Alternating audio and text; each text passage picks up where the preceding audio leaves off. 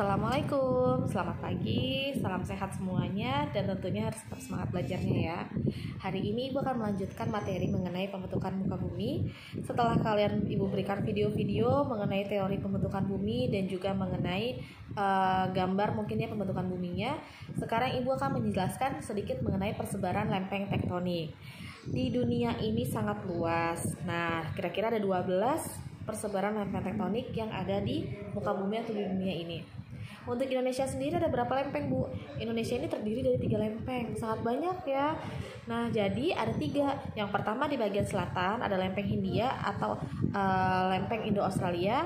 Di bagian utaranya ada lempeng Eurasia dan juga di bagian timurnya ada lempeng Pasifik.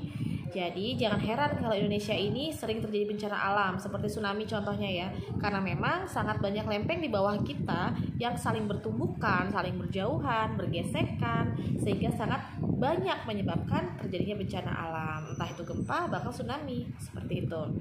Lalu di sini ada persebaran lempeng tektonik. Nah, masing-masing lempeng ini bergeraknya mendatar, akibatnya terjadi pertemuan-pertemuan ya. Di daerah 2 lempeng bertemu atau bertabrakan biasanya terjadi keadaan sebagai berikut, boleh dicatat. Yang pertama terjadi aktivitas intruksi, ekstruksi, dan vulkanisme. Intruksi itu apa, Bu? Biasanya intruksi itu adalah di mana gerakan tersebut menghasilkan suatu bentuk muka bumi yang baru. Contohnya gunung. Ya, kok Bu anak Gunung Krakatau muncul mulu? Ya karena memang mereka bertumbukan sehingga menyebabkan kenaikan salah satu lempeng dan menyebabkan munculnya gunung lagi. Lalu ada ekstruksi, bagaimana contohnya?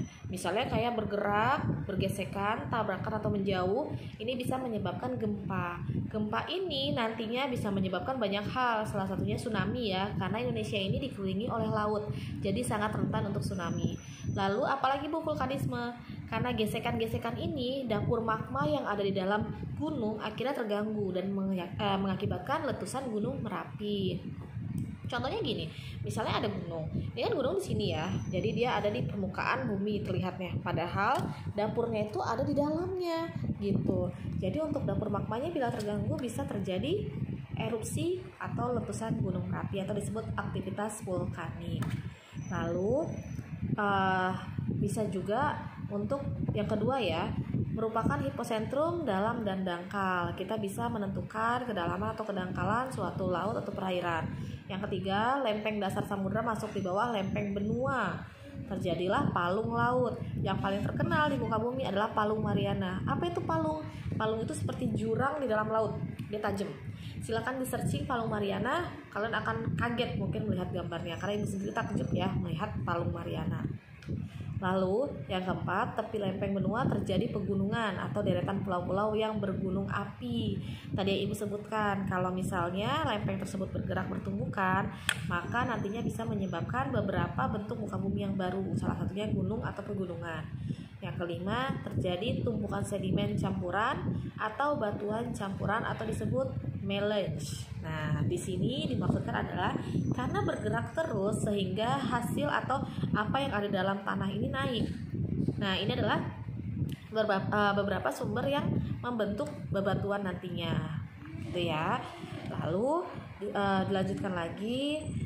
Di sini kalian akan kaget ya, di antara benua Australia dan Antartika terdapat pematang tengah samudra.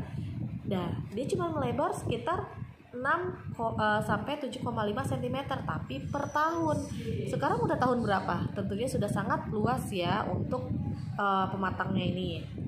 Lalu lempeng Indo-Australia ini sedang didorong ke bawah lempengan Eurasia. Maksudnya bagaimana, Bu? Proses ini disebut dengan penunjaman atau tabrakan kedua lempeng yang akhirnya membentuk pegunungan Himalaya. Nah, kalian mungkin bisa melihat gambarnya nanti, silakan searching atau mungkin akan Ibu kirimkan gambarnya. Lalu ada lagi selanjutnya di daerah lempeng yang bertemu atau berpapasan sering terjadi keadaan sebagai berikut. Kalau tadi kan lempeng yang bertemu atau bertabrakan. Sekarang yang kedua di daerah lempeng yang bertemu atau berpapasan. Yang pertama terjadi aktivitas vulkanisme, yang kedua terjadi jalur tanggul. Nah, jalur tanggul ini maksudnya apa, Bu? Jalur tanggul ini adalah di mana ada celup di dalam laut tapi dia terputus-putus jadi tidak langsung. Lalu yang ketiga ada di mana daerah dua lempeng yang saling berjauhan akan terjadi keadaan sebagai berikut.